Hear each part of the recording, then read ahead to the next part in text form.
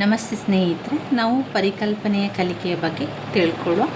ಇದರಲ್ಲಿ ನಾವು ಮನ್ನವರ ಪ್ರಕಾರ ಭಿನ್ನವಾಗಿರುವ ವಸ್ತುಗಳು, ಘಟನೆಗಳು, ಸನ್ನಿವೇಶಗಳಲ್ಲಿರುವ ಸಾಮ್ಯತೆಯನ್ನು ಪ್ರತಿನಿಧಿಸುವ ಕ್ರಿಯೆ ಪರಿಕಲ್ಪನೆಯಾಗಿರುವಂಥದ್ದು. ಈ ಪರಿಕಲ್ಪನೆಯನ್ನು ನೋಡಿದ ನಂತರ ಇದರಲ್ಲಿ ತುಂಬ ಮುಖ್ಯವಾಗಿರುವಂಥ ಒಂದು ಪ್ರಶ್ನೆ, ಪಿಯಾಜೆಯವರ ಒಂದು ಪರಿಕಲ್ಪನಾ ಬೆಳವಣಿಗೆಯ ಹಂತ. ಪರಿಕಲ್ಪನೆಯ ಬೆಳವಣಿಗೆ ಹಂತ. ಪರಿಕಲ್ಪನೆ ಎನ್ನುವಂಥದ್ದು ಮಗು ನೋಡಿದ ಎಲ್ಲ ಒಂದು ಮಗು ಏನು ಮಾಡ್ತದೆ ಅಂತ ಹೇಳಿದರೆ, ಭಿನ್ನವಾಗಿರುವಂಥ ವಸ್ತುಗಳ, ಘಟನೆಗಳ, ಸನ್ನಿವೇಶಗಳಲ್ಲಿರುವ ಸಾಮ್ಯತೆಯನ್ನು ಪ್ರತಿನಿಧಿಸುವ ಕ್ರಿಯೆ ಪರಿಕಲ್ಪನೆ ಅಂತ ಹೇಳುವಂಥದ್ದು. ಈಗ ಈ ಒಂದು ಪರಿಕಲ್ಪನೆಯಲ್ಲಿ, ಯಾವುದೇ ಪರಿಕಲ್ಪನೆಯಲ್ಲಿ ಒಂದು ವಿಶಿಷ್ಟ ಲಕ್ಷಣವಿದ್ದು ಅದನ್ನು ಬೇರೆ ಪರಿಕಲ್ಪನೆಯಿಂದ ವಿಭಿನ್ನವಾಗಿ ಮಾಡ್ತದೆ. ಪರಿಕಲ್ಪನೆಯ ಬೆಳವಣಿಗೆ ಅಥವಾ ಪ್ರಾಮುಖ್ಯತೆಯನ್ನು ನೋಡಿದರೆ ಸಂವೇದನೆ, ಗ್ರಹಿಕೆ, ಅಮೂರ್ತೀಕರಣ, ಸಾಮಾನ್ಯೀಕರಣ ಅದೆಲ್ಲ ಬರ್ತದೆ. ಇದರಲ್ಲಿ ಪಿಯಾಜೆಯವರ ಜ್ಞಾನಾತ್ಮಕ ಬೆಳವಣಿಗೆ ಅಥವಾ ಪರಿಕಲ್ಪನಾ ಬೆಳವಣಿಗೆಯ ಹಂತಗಳನ್ನು ಓದ್ಕೊಳ್ಬೇಕು. ತುಂಬಾ ಮುಖ್ಯವಾಗಿರುವಂತಹ ಪ್ರಶ್ನೆ. ಪಿಯಾಜೆಯವರು ಚಿಕ್ಕ ಮಕ್ಕಳ ಮೇಲೆ ಸಾಕಷ್ಟು ಪ್ರಯೋಗಗಳನ್ನು ನಡೆಸಿ ಅದರಲ್ಲಿ ಮಾನಸಿಕ ವಿಕಾಸ ಹಾಗೂ ಪರಿಕಲ್ಪನೆಯ ಬೆಳವಣಿಗೆ ಹೇಗೆ ಆಗುತ್ತದೆ ಎಂಬುದನ್ನು ಅವರು ಸೂಚಿಸಿದ್ದಾರೆ. ಅವರ ಪ್ರಕಾರ ಒಂದೇ ವಯಸ್ಸಿನ ಎಲ್ಲ ಮಕ್ಕಳು ಒಂದೇ ರೀತಿಯ ಚಟುವಟಿಕೆಗಳಲ್ಲಿ ಪಾಲ್ಗೊಂಡು ಒಂದೇ ರೀತಿಯ ತಪ್ಪುಗಳನ್ನು ಕೂಡ ಎಸಗ್ತಾರೆ. ಪಿಯಾಜೆ ಮಗುವಿನ ಜ್ಞಾನಾತ್ಮಕ ವಿಕಾಸವನ್ನು ಅವರು 4 ಹಂತಗಳಲ್ಲಿ ನಮಗೆ ತಿಳಿಸ್ತಾ ಹೋಗ್ತಾರೆ.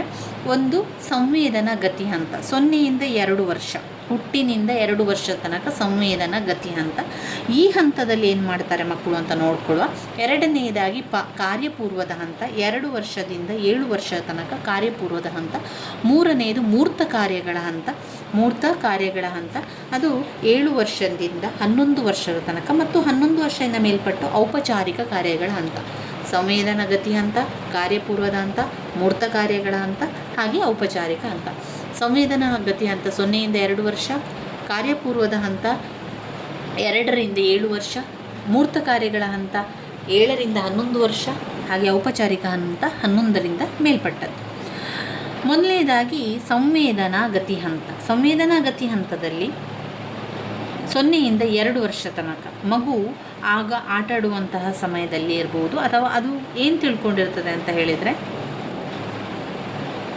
ಮಗು ತನ್ನೆಲ್ಲ ಅವಧಾನವನ್ನು ತನ್ನ ದೇಹದ ಮೇಲೆ ಕೇಂದ್ರೀಕರಿಸ್ತದೆ. ಇಲ್ಲಿ ಮಗು ತನ್ನಿಂದ ವಸ್ತುಗಳು ಪ್ರತ್ಯೇಕವಾಗಿ ಇರುವಂಥದ್ದು ಅಂತ ತಿಳಿಯುತ್ತದೆ. ನಂತರ ಮಗು ದೂರ ಇರುವ ವಸ್ತುಗಳನ್ನು ತನ್ನ ಕೈಕಾಲುಗಳ ಮೂಲಕ ಮುಟ್ಟಲು ಪ್ರಯತ್ನಿಸ್ತದೆ. ಒಂದು ವಸ್ತು ಶಾಶ್ವತ ಅಸ್ತಿತ್ವ ಹೊಂದಿರುತ್ತದೆ ಎಂದು ಅದು ತಿಳ್ಕೊಂಡಿರ್ತದೆ. ಯಾವುದೇ ಒಂದು ಆಟಿಕೆ ಇರುವಂತಹ ಬಸ್ ನಿಜವಾದ ಬಸ್ ಎನ್ನುವ ರೀತಿಯಲ್ಲಿ, ಅದು ಒಂದು ವಸ್ತುವನ್ನು ಶಾಶ್ವತವಾಗಿ ಇದೆ ಎನ್ನುವ ರೀತಿಯಲ್ಲಿ ಅದು ತಿಳ್ಕೊಳ್ಳುವಂಥದ್ದು. 0ಯಿಂದ 2 ವರ್ಷ ಸಂವೇದನಾಗತಿ ಹಂತದಲ್ಲಿ ಮಕ್ಕಳು ಏನು ಮಾಡ್ತಾರೆ, ಒಂದು ವಸ್ತುವನ್ನು ಶಾಶ್ವತವಾಗಿ ಅದು ಅಸ್ತಿತ್ವದಲ್ಲಿದೆ ಎನ್ನುವಂಥದ್ದನ್ನು ಅದು ತಿಳ್ಕೊಳ್ಳುವಂಥದ್ದು. ಇನ್ನು 2 ಕಾರ್ಯಪೂರ್ವದ ಹಂತ, 2ರಿಂದ 7 ವರ್ಷದ ತನಕ ಆಗ ಮಗು ಏನು ಮಾಡ್ತದೆ, ಎಲ್ಲವನ್ನು ಅರ್ಥ ಯಾವುದೇ ನಿಯಮವನ್ನು ಅದು ಅರ್ಥ ಮಾಡಿಕೊಳ್ಳುವುದಿಲ್ಲ. ಮಗು ಏನು ಮಾಡ್ತದೆ ಅಂತ ಹೇಳಿದರೆ, ಭಾಷೆ ಮತ್ತು ಚಿಹ್ನೆಯನ್ನು ಉಪಯೋಗಿಸುತ್ತದೆ. ಮರದ ತುಂಡನ್ನು ಬಸ್ ಎಂದು ತಿಳಿದು ಆಡುತ್ತದೆ. ಈ ಹಂತದಲ್ಲಿ ಯತ್ನದ ಕಲ್ಪನೆ ಕ್ರಮೇಣ ವಿಕಾಸ ಹೊಂದಲು ಒಂದು ವಸ್ತುವನ್ನು ಅದು ಕಲ್ಪನೆಯನ್ನು ಮಾಡಿ ಅದು ಆಟಾಡುವಂಥದ್ದು. ಒಂದು ಮರದ ತುಂಡನ್ನು ಬಸ್ ಅಂತ ಹೇಳಿ ಆಟಾಡುವಂಥದ್ದು. ಆಮೇಲೆ ನಾನು ಎಂಬ ಅಹಂ ಬೆಳೆಸಿಕೊಂಡಿರ್ತದೆ. ಈ ಹಂತದ ಕೊನೆಯ ಸಂಖ್ಯೆಯ ಪರಿಕಲ್ಪನೆ ಅಂತ ಹೇಳ್ಬೋದು. ಇಲ್ಲಿ ಮೊದಲನೆಯದಾಗಿ ಸಂವೇದನಾ ಗತಿ ಹಂತದಲ್ಲಿ ಮಕ್ಕಳು ಯಾವುದೇ ಒಂದು ವಸ್ತುವಿನ ಶಾಶ್ವತತೆಯ ಬಗ್ಗೆ ತಿಳ್ಕೊಂಡಿರುವಂಥದ್ದು. ಶಾಶ್ವತ ಅಸ್ತಿತ್ವ ಹೊಂದಿರುತ್ತದೆ ಎಂದು ಅದು ತಿಳ್ಕೊಳ್ತದೆ. ಶಾಶ್ವತವಾಗಿ ಅದು ಇದೆ, ನನ್ನ ಜೊತೆಗೆ ಶಾಶ್ವತವಾಗಿದೆ ಎನ್ನುವಂಥದ್ದು ತಿಳ್ಕೊಳ್ಳುವಂಥದ್ದು. ಕಾರ್ಯಪೂರ್ವದ ಹಂತದಲ್ಲಿ ಮಗು ಯಾವುದೇ ಒಂದು ವಸ್ತುವನ್ನು ಕಲ್ಪನೆಯನ್ನು ಮಾಡಿ ಆಟಾಡುವಂಥದ್ದು ಮತ್ತು ಅಹಮ್ಮನ್ನು ಬೆಳೆಸಿಕೊಡ್ತದೆ. ಕಾರ್ಯಪೂರ್ವದ ಹಂತದಲ್ಲಿ ಅಹಮ್ಮನ್ನು ಬೆಳೆಸಿಕೊಳ್ಳುವಂಥದ್ದು ಮತ್ತು ಯಾವುದೇ ಒಂದು ಚಿಹ್ನೆ ಮತ್ತು ಭಾಷೆಗಳ ಮುಖಾಂತರ ಉಪಯೋಗಿಸುವಂಥದ್ದು. ಮೂರ್ತ ಕಾರ್ಯಗಳ ಹಂತ ಇಲ್ಲಿ 7ರಿಂದ 11 ವರ್ಷದ ತನಕ ಇಲ್ಲಿ ತಾರ್ಕಿಕ ಆಲೋಚನೆಗಳನ್ನು ಬೆಳೆಯಲು ಆರಂಭವಾಗ್ತದೆ. ದ್ರವ್ಯ ರಾಶಿ, ತೂಕದ ಬಗೆಗಿನ ಪರಿಕಲ್ಪನೆ, ಸಾಮಾನ್ಯ ಲಕ್ಷಣದ ಆಧಾರದ ಮೇಲೆ ವರ್ಗೀಕರಿಸಲು ಕಲಿಯುತ್ತಾರೆ. ನಿರ್ದಿಷ್ಟ ಆಯಾಮಕ್ಕೆ ಅನುಗುಣವಾಗಿ ಜೋಡಿಸುವುದನ್ನು ಕುರಿತು ಸಂಬಂಧ ಸೂಚಕ ಪದಗಳನ್ನು ಕೂಡ ಅರ್ಥ ಮಾಡಿಕೊಳ್ಳುತ್ತದೆ. ಮೂರ್ತ ವಸ್ತುಗಳಿಗನುಗುಣವಾಗಿ ಮಾತ್ರ ಅವರ ಚಟುವಟಿಕೆ ಸೀಮಿತವಾಗಿದ್ದು ತನ್ನ ಆಲೋಚನೆಗಳನ್ನು ಬರೆದು ತೋರಿಸುವ ಶಕ್ತಿಯನ್ನು ಕೂಡ ಹೊಂದಿರ್ತಾರೆ. ಔಪಚಾರಿಕ ಕಾರ್ಯಗಳ ಹಂತ. ಔಪಚಾರಿಕ ಕಾರ್ಯಗಳ ಹಂತವು ಜ್ಞಾನಾತ್ಮಕ ವಿಕಾಸದ ಕೊನೆಯ ಹಂತ. ಜ್ಞಾನಾತ್ಮಕ ವಿಕಾಸದ ಕೊನೆಯ ಹಂತದಲ್ಲಿ ಇಲ್ಲಿ ಮಗು ವಯಸ್ಕನಂತೆ ವರ್ತಿಸಲು ಆರಂಭ ಮಾಡ್ತದೆ ಮತ್ತು ಎಲ್ಲವನ್ನು ಕೂಡ ತಿಳ್ಕೊಳ್ತದೆ ಮತ್ತು ತರ್ಕಬದ್ಧವಾಗಿ ವಿಶದಪಡಿಸಬೇಕಾದ ಪ್ರಮೇಯವನ್ನು ಅರ್ಥ ಮಾಡಿಕೊಳ್ತಾರೆ. ಈ ಹಂತದಲ್ಲಿ ಆಲೋಚನಾ ಸಾಮರ್ಥ್ಯ, ತಾರ್ಕಿಕ ಸಾಮರ್ಥ್ಯ, ವೈಜ್ಞಾನಿಕ ಚಿಂತನೆ, ಸಮಸ್ಯೆ ನಿವಾರಣೆಯ ಕೌಶಲ್ಯಗಳು ಬೆಳೆದು ಮಗು ವಯಸ್ಕನಂತೆ ವರ್ತಿಸಲಿಕ್ಕೆ ಆರಂಭಿಸ್ತಾ ಇದೆ. ಶೈಕ್ಷಣಿಕ ಮಹತ್ವ. ಮಗುವಿನ ಪರಿಪೂರ್ಣ ಬೆಳವಣಿಗೆಗೆ ಸೂಕ್ತ ಸಂವೇದನಾಗತಿ ಅನುಭವಗಳನ್ನು ನೀಡಬೇಕು.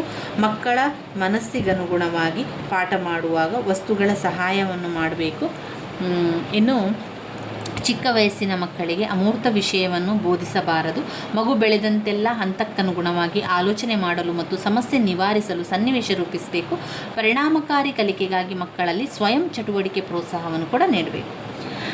ಪಿಯಾಜೆಯವರ ಪರಿಕಲ್ಪನಾ ಬೆಳವಣಿಗೆ ಹಂತಗಳು: ಸಂವೇದನಾ ಗತಿ ಹಂತ, ಕಾರ್ಯಪೂರ್ವದ ಹಂತ, ಮೂರ್ತ ಕಾರ್ಯಗಳ ಹಂತ, ಔಪಚಾರಿಕ ಕಾರ್ಯಗಳ ಹಂತ. 0 2 ವರ್ಷ ಸಂವೇದನಾ ಗತಿ ಹಂತ ವಸ್ತುವಿನ ಶಾಶ್ವತತೆ ಬಗ್ಗೆ ಹೇಳ್ತದೆ. ಕಾರ್ಯಪೂರ್ವದ ಹಂತದಲ್ಲಿ ಭಾಷೆ ಚಿಹ್ನೆಗಳ ಮೂಲಕ ಕಲಿಯುತ್ತದೆ. ಹಾಗೆ ಅದು 2 ರಿಂದ 7 ವರ್ಷದ ತನಕ ಅದು ಯಾವುದೇ ಒಂದು ವಸ್ತುವನ್ನು ಆ ರೀತಿಯ ಹೋಲಿಕೆ ಕಲ್ಪನೆಯನ್ನು ಮಾಡಿ ಅದು ಮಾಡ್ತದೆ, ಅಹಮ್ಮನ್ನು ಬೆಳೆಸಿಕೊಳ್ತದೆ. ಮೂರ್ತ ಕಾರ್ಯಗಳ ಹಂತ 7 ರಿಂದ 11 ವರ್ಷದಲ್ಲಿ ಇದು ಎಲ್ಲ ರೀತಿಯ ಆಲೋಚನೆ ಬರೆದು ತೋರಿಸುವ ಶಕ್ತಿಯನ್ನು ಕೂಡ ಹೊಂದಿರುತ್ತಾನೆ 7 ರಿಂದ 11 ವರ್ಷದಲ್ಲಿ. ಇನ್ನು ತಾರ್ಕಿಕವಾಗಿ ಆಲೋಚನೆ ಮಾಡುವಂಥದ್ದು ಮೂರ್ತ ಕಾರ್ಯಗಳ ಹಂತದ ಸಮಯದಲ್ಲಿ ತಾರ್ಕಿಕವಾಗಿ ಆಲೋಚನೆಯನ್ನು ಮಾಡ್ತದೆ. ಔಪಚಾರಿಕ ಕಾರ್ಯ ಹಂತದಲ್ಲಿ ಇಲ್ಲಿ ತರ್ಕಬದ್ಧವಾಗಿ ವಿಶದಪಡಿಸುವಂಥದ್ದು ಜ್ಞಾನಾತ್ಮಕ ವಿಕಾಸದ ಕೊನೆಯ ಹಂತ. ಮಗು ವಯಸ್ಕರಂತೆ ವರ್ತಿಸ್ತದೆ, ಇದು ತರ್ಕಬದ್ಧವಾಗಿ ವಿವರಿಸುವಂಥದ್ದು. ಮೂರ್ತ ಕಾರ್ಯಗಳ ಹಂತದಲ್ಲಿ ತಾರ್ಕಿಕ ಆಲೋಚನೆಗಳನ್ನೆಲ್ಲ ಮಾಡಲಿಕ್ಕೆ ಆರಂಭ ಮಾಡುವಂಥದ್ದು. ತಾರ್ಕಿಕ ಆಲೋಚನೆ ಮಾಡುವುದು ಮೂರ್ತ ಕಾರ್ಯಗಳ ಹಂತದಲ್ಲಿ, ಮತ್ತು ತರ್ಕಬದ್ಧವಾಗಿ ವಿಷದಪಡಿಸಬೇಕಾಗುವಂಥದ್ದು ಔಪಚಾರಿಕ ಹಂತ. ಇನ್ನು ಪರಿಕಲ್ಪನಾ ಕಲಿಕೆ, ಬ್ರೂನರ್ ಕೊಡುಗೆ. ಪರಿಕಲ್ಪನಾ ಕಲಿಕೆ, ಬ್ರೂನರ್ ಅವರ ಪರಿಕಲ್ಪನಾ ಕಲಿಕೆ. ಪಿಯಾಜೆಯವರು ಜ್ಞಾನಾತ್ಮಕ ಬೆಳವಣಿಗೆ ಹಂತ, ಜ್ಞಾನಾತ್ಮಕ ವಿಕಾಸಗಳನ್ನು ತಿಳಿಸಿದ್ದು.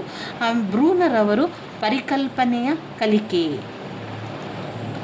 ಬ್ರೂನರ್ ಅವರು ಮಗುವಿನ ಭೌತಿಕ ಬೆಳವಣಿಗೆ ಕಲಿಕೆಗೆ ಹೇಗೆ ಸಂಬಂಧಿಸಿದೆ ಎಂಬುದರ ಬಗ್ಗೆ ಅಧ್ಯಯನ ನಡೆಸಿದ್ದಾರೆ. ವಿದ್ಯಾರ್ಥಿಯು ಅರ್ಥ ಮಾಡಿಕೊಳ್ಳುವ ರೀತಿಯಲ್ಲಿ ಯಾವುದೇ ಹಂತದಲ್ಲಿ ಪಠ್ಯ ವಿಷಯವನ್ನು ನೀಡಿದರೆ ಮಾತ್ರ ಕಲಿಕೆ ಪರಿಣಾಮಕಾರಿಯಾಗ್ತದೆ. ಬ್ರೂನರ್ ಅವರ ಪ್ರಕಾರ ವಸ್ತುಗಳನ್ನು ವರ್ಗೀಕರಿಸುವ ಪ್ರಾಥಮಿಕ ಕ್ರಿಯೆಯ ಪರಿಕಲ್ಪನೆಯ ನಿರ್ಮಾಣ. ಪರಿಕಲ್ಪನಾ ಬೆಳವಣಿಗೆಯ ಹಂತಗಳು: ಅಭಿನಯಿಸುವಿಕೆ,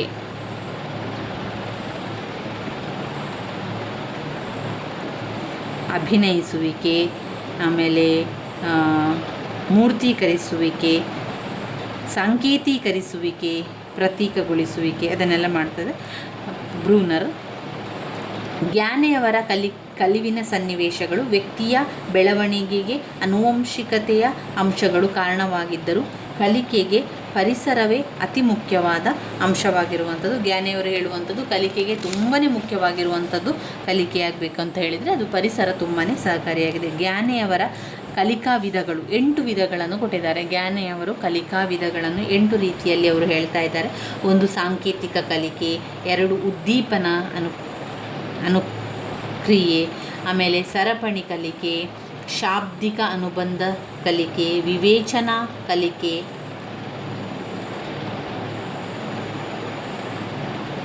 ಪರಿಕಲ್ಪನಾ ಕಲಿಕೆ, ನಿಯಮ ಕಲಿಕೆ, ಸಮಸ್ಯೆ ಪರಿಹಾರ ಕಲಿಕೆ. ಜ್ಞಾನೆಯವರು ಕಲಿಕೆಯನ್ನು 8 ವಿಧಗಳಾಗಿ ವಿಂಗಡಿಸಿದ್ದಾರೆ.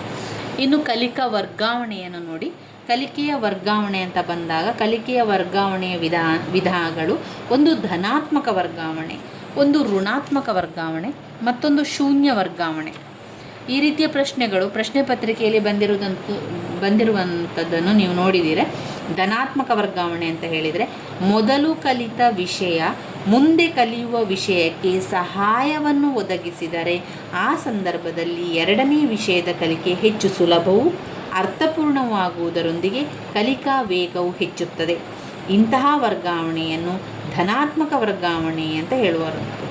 ಉದಾಹರಣೆಗೆ ಸೋದರ ಸಂಬಂಧಿ ಭಾಷೆಗಳನ್ನು ಕಲಿಯುವಾಗ ಹಾಗೆಯೇ ಭಾಷಾ ಕೌಶಲ್ಯಗಳ ಕಲಿಕೆ ಸಂದರ್ಭದಲ್ಲಿ ಇಂತಹ ವರ್ಗಾವಣೆ ಕಂಡುಬರ್ತದೆ. ಧನಾತ್ಮಕ ಕಲಿಕೆ ಅಂತ ಹೇಳಿದರೆ ಒಂದು ಕಲಿಕೆ, ನೀವು ಕಲಿತಂತಹ ಕಲಿಕೆ ಮುಂದಿನ ಒಂದು ಕಲಿಕೆಗೆ ಸಹಾಯಕವಾದರೆ ಅದು ಧನಾತ್ಮಕ ಕಲಿಕೆ. ನೀವು ಕಲಿತ ಕಲಿಕೆ ಮುಂದಿನ ವಿಷಯಕ್ಕೆ ಅದು ಸಹಾಯಕವಾಗದಿದ್ದರೆ ಅದು ಋಣಾತ್ಮಕ ಕಲಿಕೆ. ನೀವು ಕಲಿತ ವಿಷಯ ಮುಂದಿನ ವಿಷಯಕ್ಕೆ ಅಡ್ಡಿ ಉಂಟು ಮಾಡಿದರೆ, ಸಮಸ್ಯೆ ಉಂಟು ಮಾಡಿದರೆ ಅಂಥದ್ದು ಋಣಾತ್ಮಕ ಕಲಿಕೆ. ನೀವು ಕಲಿತ ವಿಷಯ ಮತ್ತೊಂದು ವಿಷಯಕ್ಕೆ ಯಾವುದೇ ತೊಂದರೆ, ಅಡ್ಡಿ ಏನೂ ಉಂಟಾಗುವುದಿಲ್ಲ ಅಂದರೆ ಅದು ಶೂನ್ಯ ಕಲಿಕೆ. ಕಲಿಕಾ ವರ್ಗಾವಣೆಯ ವಾದಗಳು ಔಪಚಾರಿಕ ಶಿಸ್ತಿನ ವಾದ, ಸಮಾನ ಮೂಲಾಂಶಗಳ ವಾದ, ಸಾರ್ವತ್ರೀಕರಣವಾದ, ಆದರ್ಶ ಧ್ಯೇಯಗಳ ವಾದವನ್ನು ಕಾಣ್ಬೋದು. ಇನ್ನು ಕೆಲವೊಂದು ಮನೋವಿಜ್ಞಾನದ ಪ್ರಶ್ನೆಗಳನ್ನು ನೋಡ್ಕೊಳ್ಬೇಕು. ಇದನ್ನು ಮನೋವೈಜ್ಞಾನಿಕ ಪ್ರಶ್ನೆಗಳು ಕೆಲವೊಂದು ಬಂದಿದೆ, ಅದನ್ನೆಲ್ಲ ನೋಡ್ಕೊಳ್ಳೋ ಮುಂದಿನ ವಿಡಿಯೋದಲ್ಲಿ ಅದರ ಬಗ್ಗೆ ತಿಳ್ಕೊಳ್ಳುವ. ಧನ್ಯವಾದಗಳು.